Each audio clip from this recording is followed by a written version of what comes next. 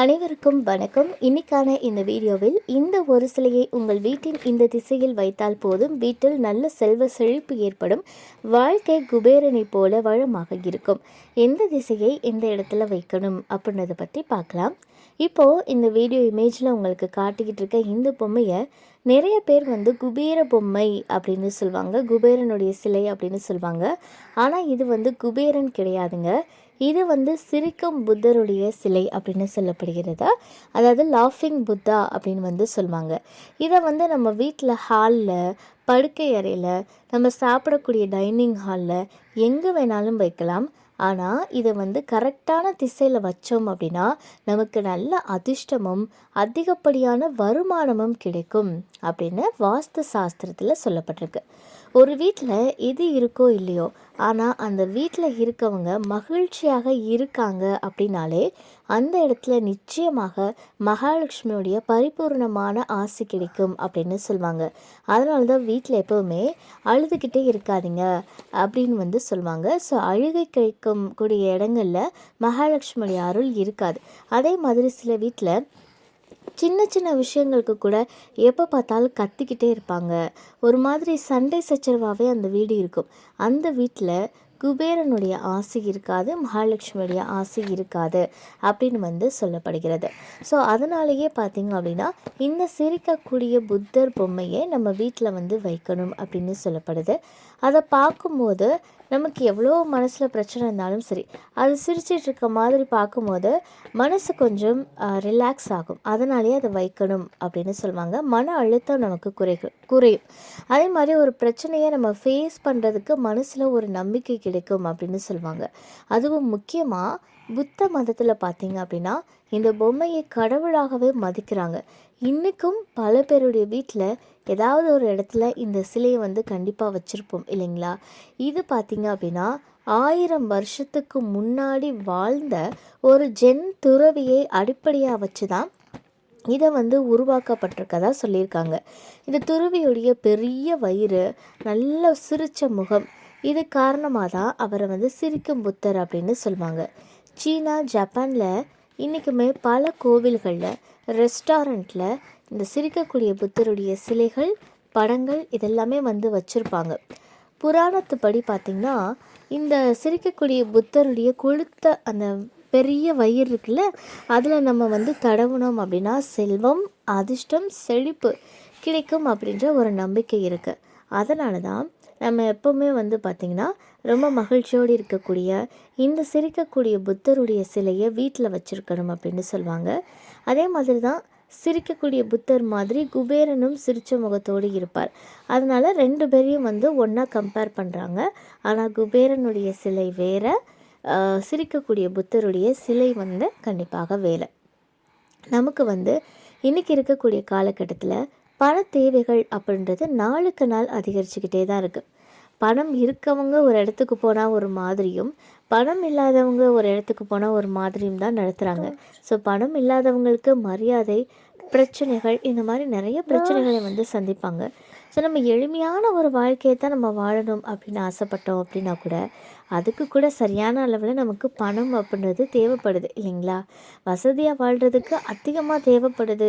ஆனால் ஒரு சாதாரணமான லைஃப் வாழணும் அப்படின்னா கூட அதுக்குமே இன்றைக்கி காலகட்டத்தில் நிறைய பணம் தேவைப்படுது. மன அழுத்தம் அதிகரிக்குது.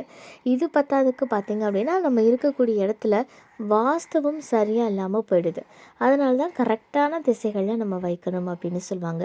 இப்போ உங்கள் வீட்டில் பணம் வைக்கக்கூடிய பெட்டி, நகை வைக்கிறது, இது எல்லாமே தென்மேற்கு பகுதியில் வைக்கலாம். வடக்கு நோக்கி பணப்பெட்டியை நம்ம திறக்கிறப்போ செல்வம் பெருகும். ஏன்னா வடக்கு அப்படின்றது குபேரனுடைய திசை இல்லையா? அதனால் குபேரன் திசையை பார்த்து நம்ம ஒவ்வொரு தடவும் அது திறக்கும் போதும் குபேரனுடைய ஆசி நமக்கு கிடைக்கும் அப்படின்றது ஒரு நம்பிக்கை. அதே மாதிரி இந்த சிரிக்கக்கூடிய புத்தருடைய பொம்மையை நம்ம வீட்டில் வச்சுருந்தோம் அப்படின்னா நல்ல செல்வ செழிப்பு கிடைக்கும். நம்ம இதை பற்றின டீட்டெயில்ஸ் நமக்கு தெரியாததுனால இது நிறைய பேர் வீட்டில் பார்த்திங்க அப்படின்னா ஒரு ஓரமாக தூக்கி போட்டு வச்சுருப்பாங்க. சில பேர் பார்த்திங்கன்னா அலங்காரத்துக்காக பார்த்திங்கன்னா நல்லா அழகாக இருக்கே அப்படின்றதுக்காக ஷோகேஸில் தூக்கி வச்சுருப்பாங்க.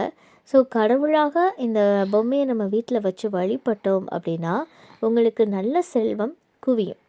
அதுவும் முக்கியமாக நம்ம எந்த இடத்துல வைக்கணும் அப்படின்னா, கிழக்கு திசை அப்படின்றது குடும்பத்துடைய அதிர்ஷ்ட புள்ளியாக இருக்குது. அதனால் இந்த சிரிக்கக்கூடிய புத்தர் சிலையை கிழக்கு திசையில் நீங்கள் வச்சிங்க அப்படின்னா வீட்டில் நல்ல ஒரு ஒற்றுமை, சந்தோஷம் அதிகரிக்கும்.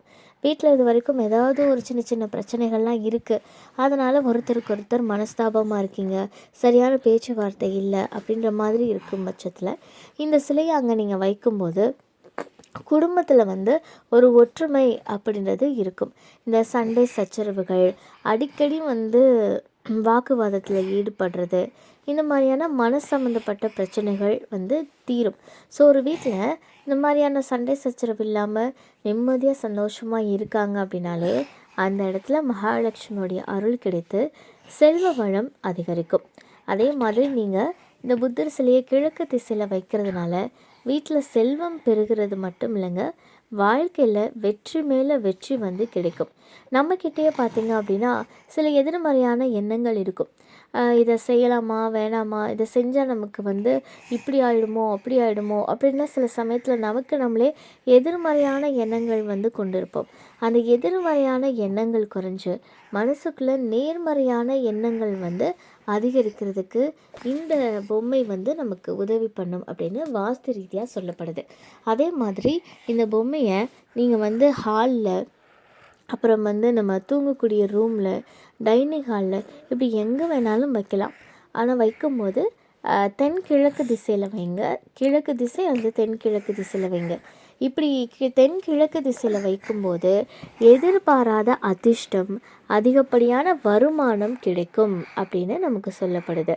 ஏன்னா இவர் வந்து நமக்கு வந்து நல்ல செல்வத்தை வாரி கொடுக்கக்கூடியவர் அப்படின்றதுனால இந்த இடங்களை நம்ம வைக்கும்போது அவருடைய அருளினால் நமக்கு நல்ல செல்வ செழிப்பு அப்படின்றது நிச்சயமாக கிடைக்கும். அதே மாதிரி பார்த்திங்க அப்படின்னா குபேரன் பொம்மை வச்சுருக்கீங்க அப்படின்னா அதை வந்து வடக்கு திசைகளில் வைக்கலாம். குபேரன் அப்படின்னு சொன்னாலே படத்துக்கு அதிபதி. ஸோ நமக்கு செல்வத்தையும் வளத்தையும் அள்ளி கொடுக்கக்கூடிய அதிபதியாக விளங்குகிறார் குபேரன். அவரையும் நம்ம வணங்க நமக்கு நல்ல செல்வ வளம் பெருகும் அப்படின்றது நம்மளுடைய நம்பிக்கை. முக்கியமாக வியாழக்கிழமைகளில் குபேரனை நீங்கள் வழிபாடு செய்யுங்க. அது வந்து மிகப்பெரிய நல்ல செல்வ வளத்தை நமக்கு வந்து கொடுக்கும்.